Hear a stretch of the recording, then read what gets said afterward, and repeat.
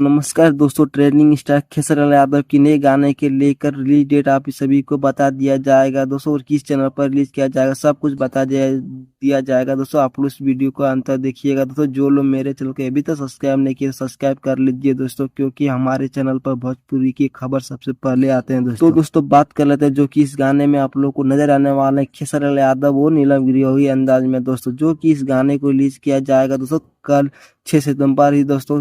6 सितंबर को दोस्तों 6:45 पर दोस्तों, जो कि आप लोग को इस गाना को देखने को मिलेगा दोस्तों यूट्यूब चैनल वे म्यूजिक वर्जन पर दोस्तों, जो कि इस गाना बहुत अच्छे बनाए गए हैं दोस्तों। और इस गाना बहुत नेक्स्ट लेवल शूट किए गए हैं दोस्तों। आप लोग इस गाना को जरूर सुनिएगा। लिखे हैं दोस्तों आशुतोष तिवारी और म्यूजिक दिया दिनेश रेहान दोस्तों। और इस गाने को जरूर सुनिएगा दोस्तों।